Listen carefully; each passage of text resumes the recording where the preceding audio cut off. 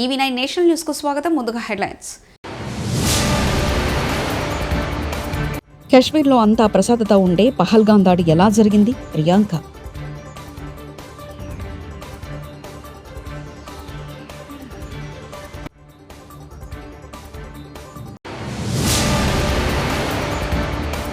Political advisory committee సభ్యులతో మాజీ ముఖ్యమంత్రి వైఎస్ఆర్సీపీ అధ్యక్షులు వైఎస్ జగన్ సమావేశం.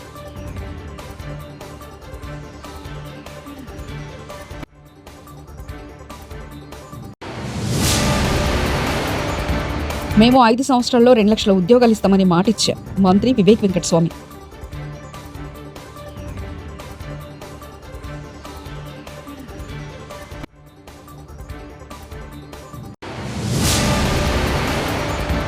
నాగార్జున సాగర్ 14 గేట్లు ఎత్తి నీటి విడుదల.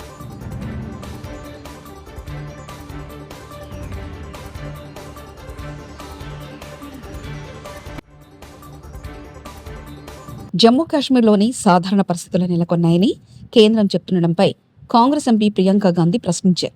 అంతా సజావుగానే ఉంటే, శాంతి భద్రతలు నెలకొని ఉంటే పహల్గాం ఉగ్రదాడి ఎలా జరిగిందని ప్రశ్నించారు.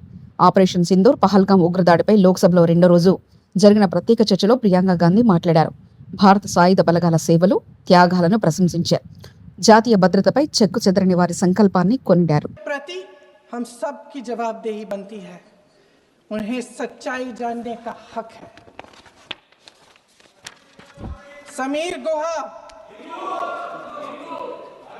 भारतीय, बिट्टन अधिकारी, मनीष रंजन. భూమి లేని కుటుంబాలకు ఇందిరమ్మ ఆత్మీయ భరోసా పథకం కింద సంవత్సరానికి 12,000 ఇస్తున్నాం ఉప ముఖ్యమంత్రి బట్టి విక్రమార్క. కుటుంబంలో ఒకవేళ భూమే లేకపోతే ఇందిరమ్మ ఆత్మీయ భరోసా అని ప్రతి కుటుంబానికి 12,000 రూపాయల లెక్కన సంవత్సరానికి ఆ కుటుంబానికి ఇచ్చే ఏర్పాటు చేశాం. రుణమాఫీ ఇచ్చిన వాళ్ళు, రైతు భరోసా పడ్డ వాళ్ళు చప్పట్లు కొట్టమని చెప్పినా కొట్టకపోవడంపై అసహనం వ్యక్తం చేసిన మంత్రి వివేక్ వెంకటస్వామి, మహిళలు ఫ్రీ బస్ అంటే చప్పట్లు కొట్టడం లేదు, ఇంద్రమ్మ ఇళ్లన్నా చప్పట్లు కొట్టట్లేదంటూ మంత్రి వివేక్ వెంకటస్వామి అసహనం వ్యక్తం చేశారు. భర్తీ కావడం జరుగుతుంది. ఇంకొక 1,00,000 ఉద్యోగాలు వచ్చే 3 సంవత్సరాలలో అది కూడా భర్తీ చేసి ప్రభుత్వము, కాంగ్రెస్ ప్రభుత్వం ఏదైతే మీకు మాట ఇచ్చిందో 2 లక్షల ఉద్యోగాలు భర్తీ చేస్తామని చెప్పి అది కూడా మాట నిలబెట్టుకుంటుందని చెప్పి మీ అందరికి చెప్తూ, మళ్ళీ మీ అందరికీ కూడా రుణమాఫీ చేసినారు 2 లక్షల వరకు. దాంతోపాటు మొన్న రైతు భరోసా ఏదైతే ఇచ్చినారో అందరికీ 6,000 రూపాయలు చొప్పున ఎకరానికి అందరికీ, ఇవన్నీ కూడా టిక్ టిక్ టిక్ అని మీకు అకౌంట్లో పడ్డదా లేదా? అవునా కదా? ఉన్నాయా? మీరెందుకు కొడుతున్నారు? వాళ్ళు కొట్టాలి, వాళ్ళకి అకౌంట్లో వచ్చిందా? ఏమయ్యా పెద్ద మంచి వస్తే చప్పట్లు కొట్టండి, లేకుండా కొట్టకండి.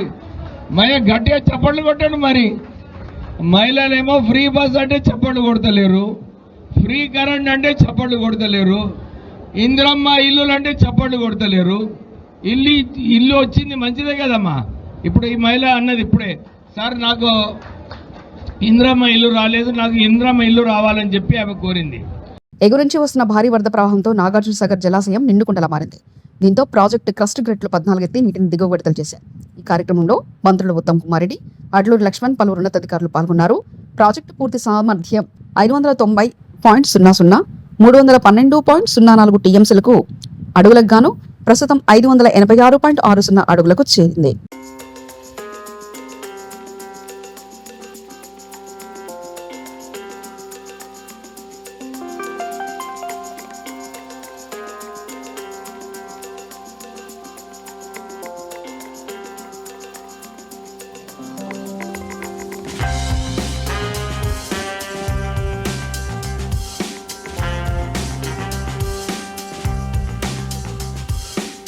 రాష్ట్రంలో భయానక వాతావరణాన్ని సృష్టిస్తున్నారని, సీనియర్ నేతలను తప్పుడు కేసులతో ఇరికిస్తున్నారంటూ కూటమి ప్రభుత్వంపై వైఎస్ఆర్సీపీ అధ్యక్షుడు మాజీ ముఖ్యమంత్రి వైఎస్ జగన్మోహన్ రెడ్డి మండిపడ్డారు. ఇదే సాంప్రదాయం కొనసాగితే టీడీపీలో అందరూ జైలుకు వెళ్లాల్సిందేనంటూ ఆయన హెచ్చరించారు. వైఎస్ఆర్సీపీ పీఏసీ సభ్యులతో మంగళవారం ఆయన సమావేశమయ్యారు. ఈ సందర్భంగా వైఎస్ జగన్ మాట్లాడుతూ, మిథున్ రెడ్డి అరెస్టు బాధాకరం. మిథున్, గౌతమ్ రెడ్డిని రాజకీయాలు నా ద్వారా వచ్చారు. నన్ను చూసి ప్రేరణ పొంది రాజకీయాల్లోకి వచ్చారు. వారి తండ్రులతో కన్నా వీరితోనే నాకు ఎక్కువ సాన్నిహిత్యం. నన్ను చూసి వాళ్ళు రాజకీయాలు వచ్చారు. రాష్ట్రంలోని అంశాలకు మిథున్కి ఏం సంబంధం? మిథున్ తండ్రి పెద్దిరెడ్డి గారు ఆ శాఖను కూడా చేయలేదు. కేవలం వేధించాలన్న ఉద్దేశంతో తప్పుడు కేసులు పెట్టారు. చంద్రగిరి చంద్రబాబు సొంత నియోజకవర్గం. గతంలో చంద్రబాబు మంత్రిగా పనిచేసిన చంద్రగిరిలో ఓడిపోయారు. తర్వాత ఎన్టీఆర్ కాళ్ళు పట్టుకుని మళ్ళీ టీడీపీలో వచ్చారు. తర్వాత చంద్రగిరి నుంచి కుప్పం పారిపోయారు. ఆర్గనైజ్డ్ పద్ధతిలోకి తీసుకొని రావాలా. సో జరగాలనంటే మీరు మూవ్ కావాలా. ఆర్గనైజేషన్ ఇంకా రాబోయే రోజుల్లో అగ్రెసివ్గా ఇక యాక్టివిటీస్లోకి ఇన్వాల్వ్ కావాల్సి వస్తుంది. సో ఆర్గనైజేషన్ యాక్టివిటీస్లోకి ఇన్వాల్వ్ అయ్యే పరిస్థితి వచ్చే టయానికల్లా గ్రామ కమిటీస్ను పూర్తిగా 100% ఎఫిషియెంట్గా ఫామ్ చేయండి. దాంట్లో మీరు క్రియాశీలక పాత్ర పోషించాలి. ఒక యాప్ రిలీజ్ చేయబోతున్నాం.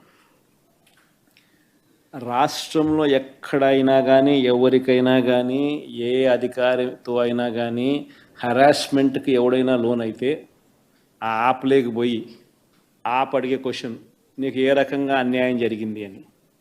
ఫలాని అధికారి నన్ను ఫలాని రకంగా ఫలాని వాడి ఇన్ఫ్లుయెన్స్లో నన్ను అన్యాయంగా నా మీద కేసు పెట్టి నన్ను చిత్రహింస పెట్టినాడు అని చెప్పి ఎవడైనా కూడా యాప్ ద్వారా ఆ అధికారి పేరు దగ్గర నుంచి ఆయనకు జరిగిన ఏ పరిస్థితుల్లో ఆయన ఏ రకంగా ఇబ్బంది పడ్డాడు అనేది ఆయన చెప్పచ్చు. ఆయన దగ్గర ఏదైనా ఆధారాలు ఉంటే ఆ ఆధారాలు కూడా ఆయన అప్లోడ్ చేసే ఫెసిలిటీ కూడా కల్పిస్తూ ఉన్నాం.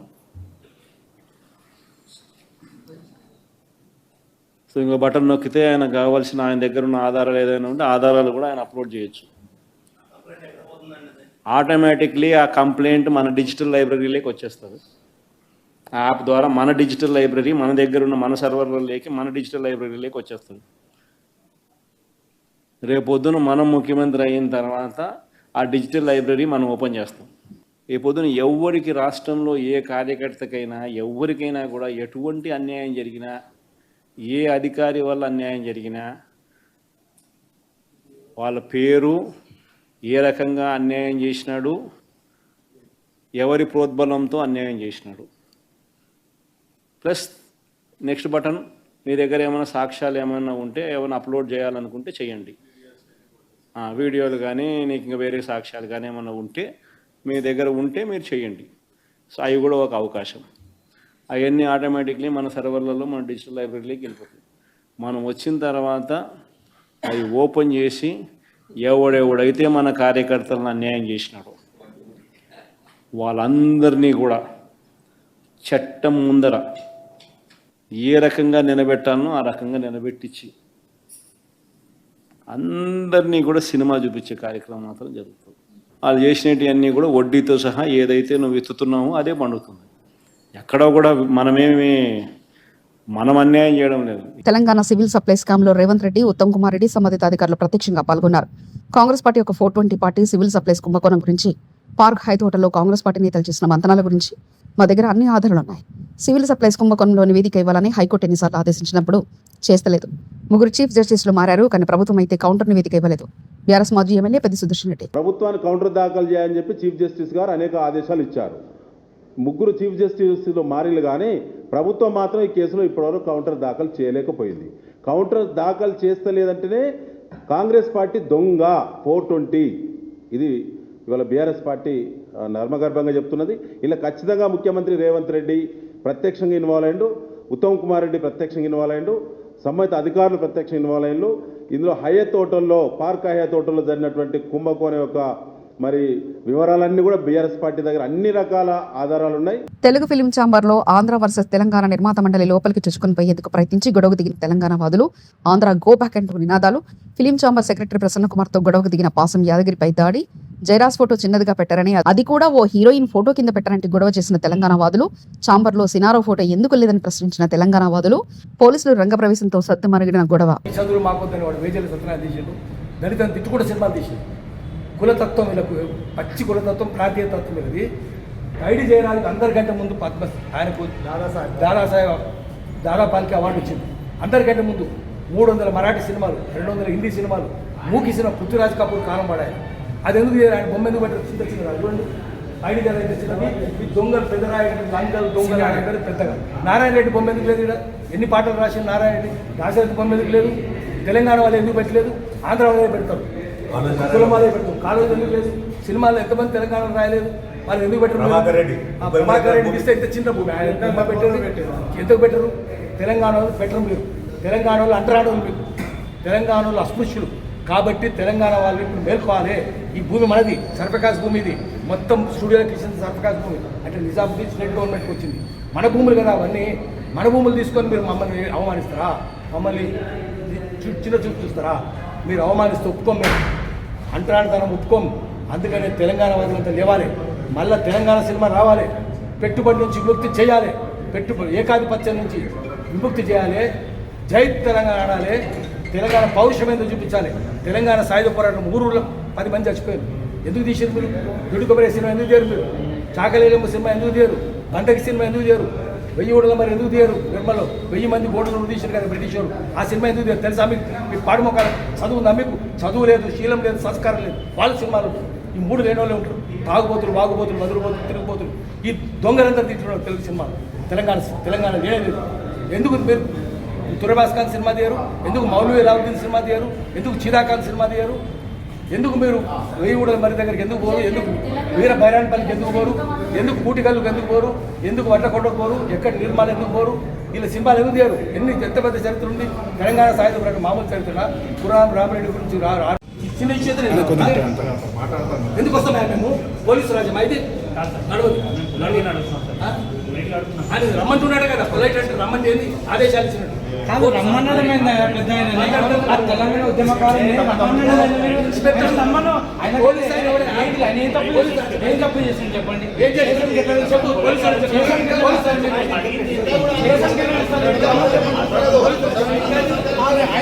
ఉద్యమకారుడు సీనియర్ అయినా ఉద్యమకారుడు ఎట్లా పిలుస్తారు మీరు? వాళ్ళ కిందనే ఉంటారా మీరు? ఇంకా ఎప్పటికీ ఆందోళన కిందనే ఉండండి మీరంతా ఎప్పటికీ. అంటే ఆందోళన బుద్ధి కడుగుతారు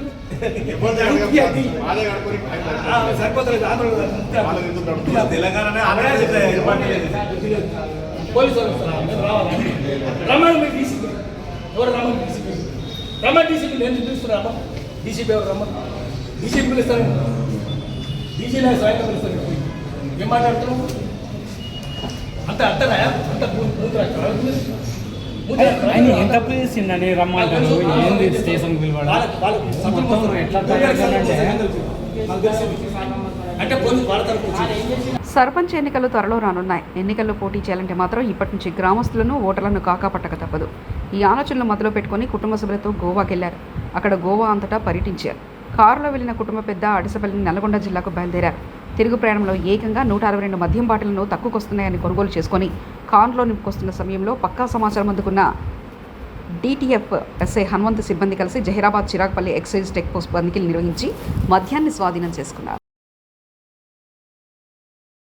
ప్రజా సమస్యల సత్వర పరిష్కారం కోసం నిర్వహిస్తున్న ప్రజావాణి కార్యక్రమానికి వచ్చిన ఫిర్యాదులకు ప్రాధాన్యత ఇస్తూ ఫిర్యాదులను వెంటనే పరిష్కరించాలని ఈ సందర్భంగా అదనపు కలెక్టర్ చంద్రశేఖర్ అధికారులను ఆదేశించారు. సమీకృత కలెక్టరేట్ కార్యాలయ సముదాయ సమావేశ మందిరంలో సోమవారం నిర్వహించిన ప్రజావాణి కార్యక్రమాన్ని జిల్లాలోని వివిధ ప్రాంతాల నుంచి వచ్చిన ఫిర్యాదుదారులు అదనపు కలెక్టర్ చంద్రశేఖర్, డిఆర్ఓ పద్మజారాణులకు ఫిర్యాదులను సమర్పించారు.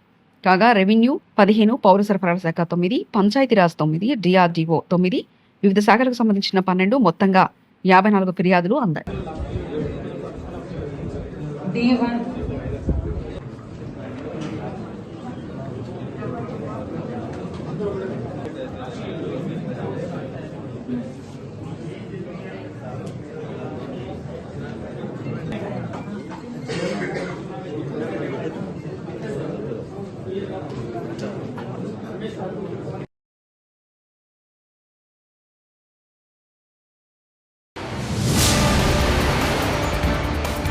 కశ్మీర్లో అంతా ప్రశాంతత ఉండే పహల్గాం దాడి ఎలా జరిగింది? ప్రియాంక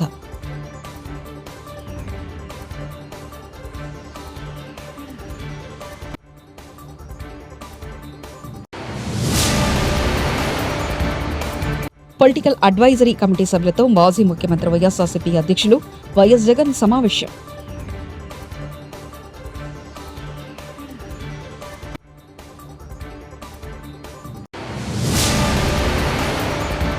మేము 5 సంవత్సరాల్లో 2 లక్షల ఉద్యోగాలు ఇస్తామని మాటిచ్చాం మంత్రి వివేక్ వెంకటస్వామి.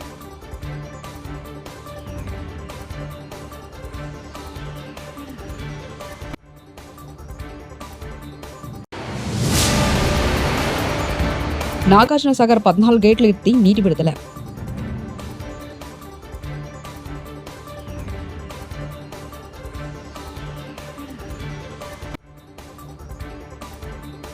ఇవి బులెటిన్ విశేషాలు చూస్తూనే ఉండండి ఈవీ9 నేషనల్ న్యూస్.